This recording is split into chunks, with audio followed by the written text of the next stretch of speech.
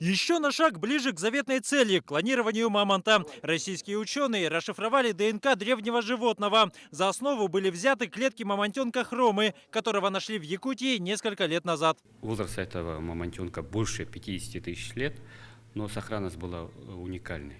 И поэтому, видимо, нашим коллегам удалось полностью расшифровать ядерный геном. Но это, конечно, очень важно для нашей науки, потому что сейчас мы знаем всю последовательность ДНК мамонта. Только за последние 4 года местные палеонтологи сделали несколько уникальных открытий. Например, впервые в истории нашли костный мозг мамонта. Когда его рассверлили, увидели, что тонкое сверло, оно стало совершенно желтым. То есть в нем был прекрасной сохранности костный мозг. Вот с этого вот экспоната 2012 года мы ведем отчет, опять проявление большого интереса к такой интересной теме, как клонирование мамонта.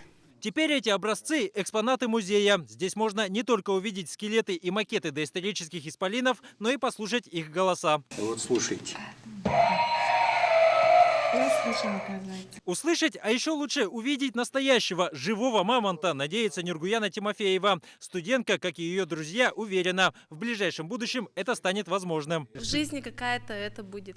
Ну, я видела мамонта. Вот. Ну, это было круто бы. Конечно.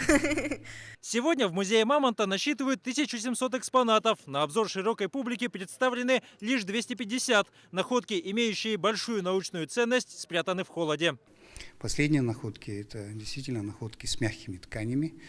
Мягкие ткани подразумевают то, что и после нас будут ученые, будут музейные работники, те, кто будут изучать вот эти вот последние находки.